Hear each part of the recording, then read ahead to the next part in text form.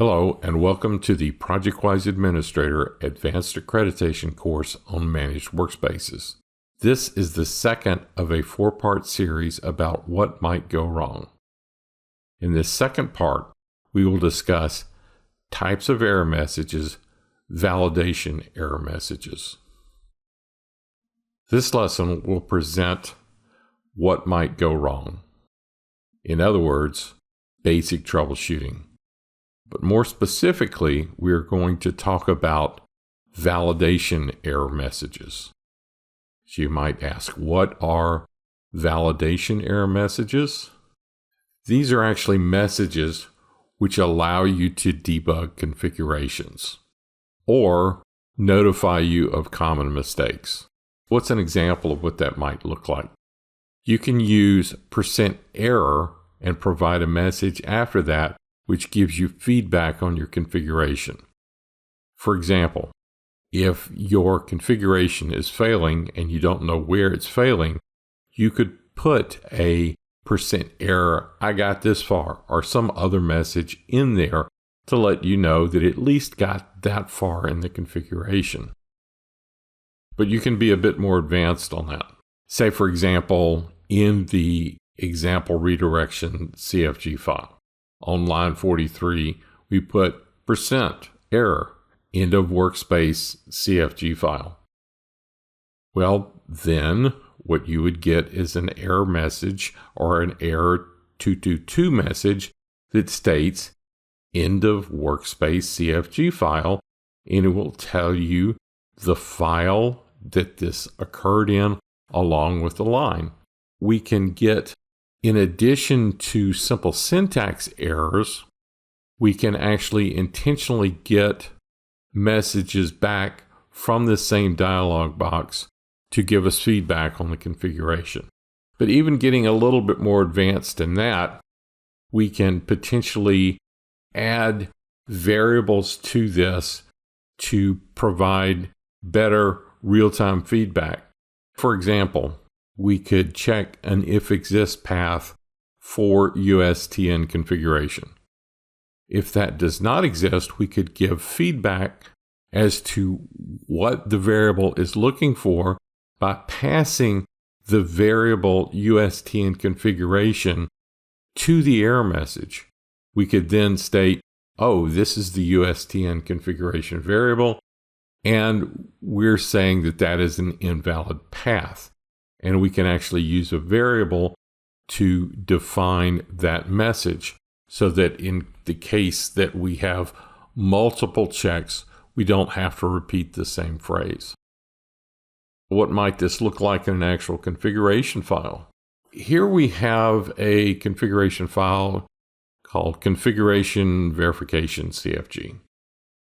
In the first section of this file, we define a number of variables. Because this is running potentially at predefined, it's not going to pick these variables up in the msconfig CFG file, so we have to establish these.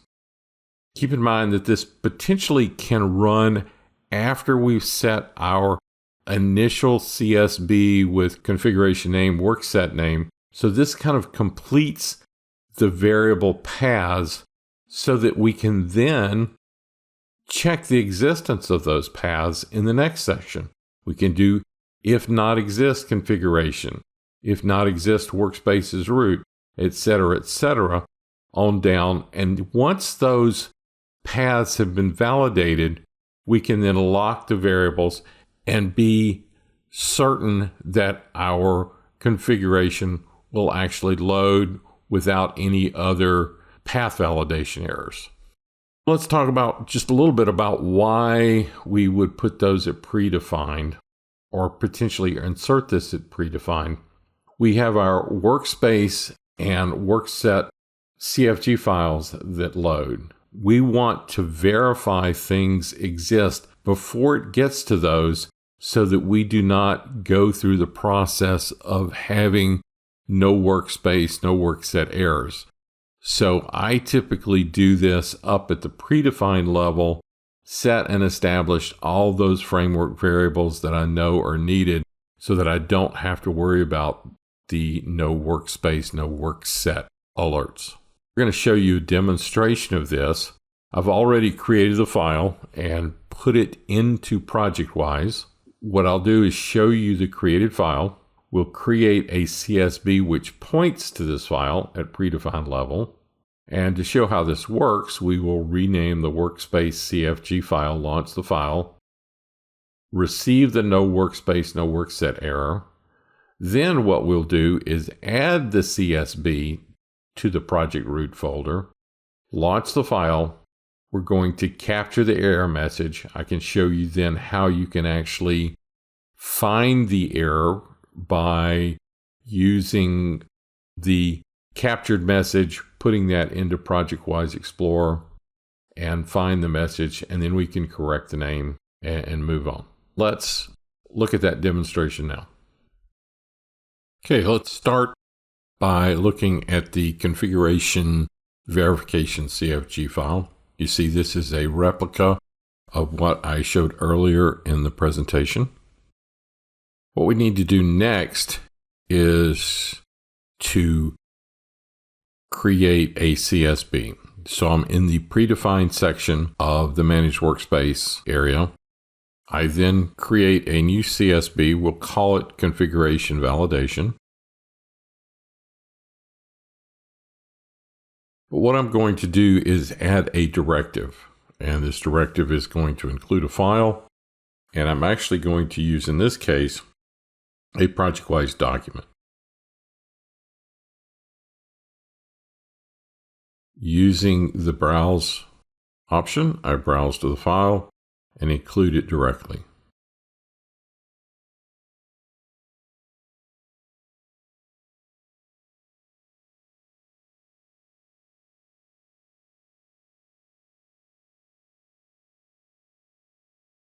Okay, now that that's done, let's show what happens without the verification CFG file. Then we'll show what happens with it. So first thing we want to do is rename our workspace config file, and we'll just put an X in front of it. Then we'll open a file.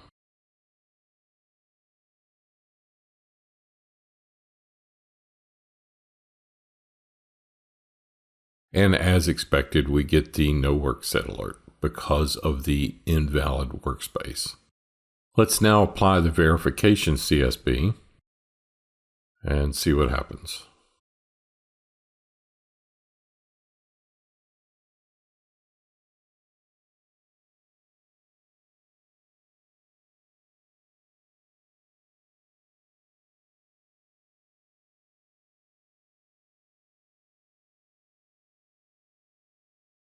In this case, we actually get a message with the input that we requested. We have invalid path, workspace config. But what we can do here is right-click on that message, copy that to the clipboard, and then paste that into a Notepad document or any other text document. We then see that we have a path that it is expecting. And then we can compare that path to the actual path that we have in ProjectWise. So we copy that path to our clipboard, and then we can paste that in the address bar in ProjectWise. And we see that indeed there is not a valid path.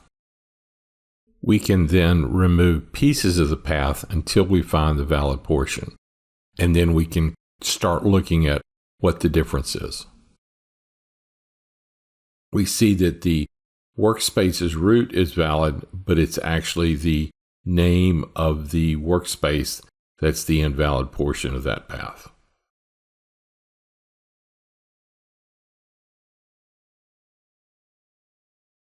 Okay, now that we've seen that demonstration, let's talk about the issue that we had with the UST and worksets root in the workspace CFG file.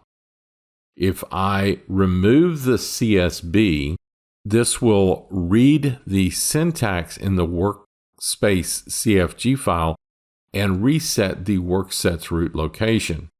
Therefore, this will cause problems giving you the no workspace, no workset problem. To demonstrate this, I will first remove the verification CSB. I will open the workspace CFG file and re-enable the USTN worksets root variable. Then we will open a file. I will run through some troubleshooting recommendations, analyzing the variables, reapply the CSB, and compare the good variables with the other variables. Noting that because we are setting the worksets root ahead of time and locking that variable, the workspace CFG file instance of worksets root will be skipped. Let's look at that demonstration now. As outlined, let's disassociate the CSB from the project.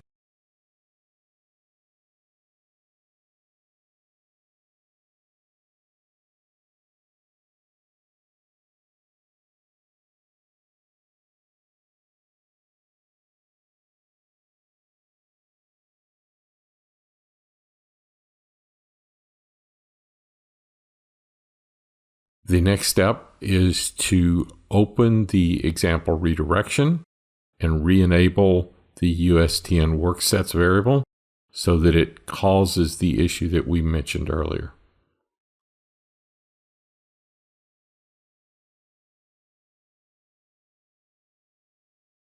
We check in the file.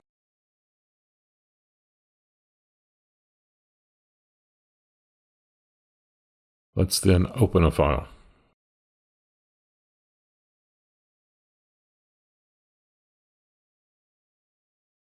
As expected, we get the no workset alert. Let's then go in and analyze some of the variables.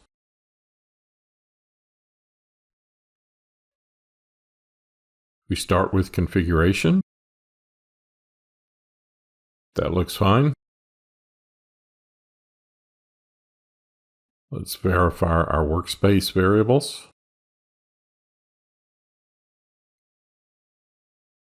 Starting with workspace's root. Workspace name, we see that's blank. We check our workspace config, that is also blank. However, workspace's list does have the valid configuration in it. So let's check worksets. We check worksets root.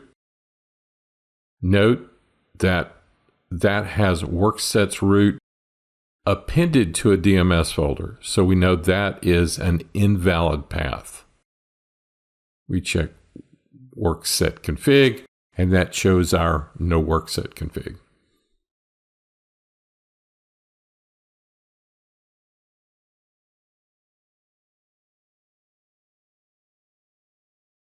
So let's go back in and re-enable our verification CSB.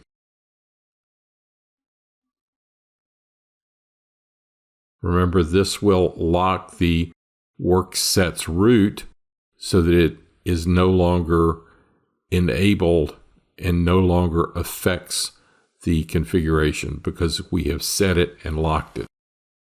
And as expected, we do not get the no workset alert.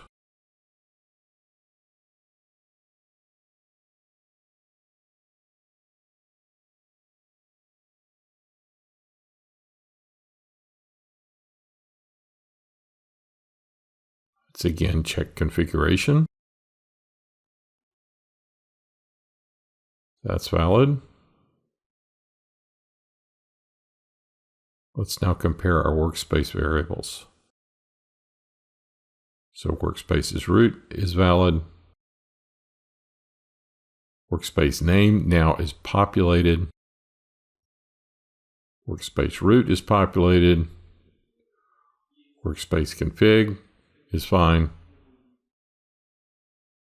Workspace's list is populated correctly. Let's now check workset variables. Worksets root looks good. Workset name now has a valid entry.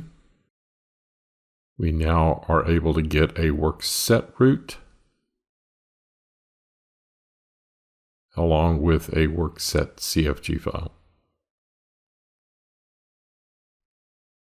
And our worksets list is now populated properly. So what are the learning objectives for part 2? Hopefully you have learned about validation error messages.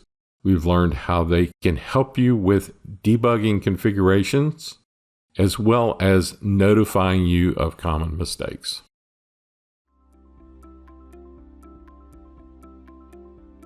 If you found this video helpful, please give it a like. If you want to see more such series, consider subscribing to our channel. Thank you, and see you next time.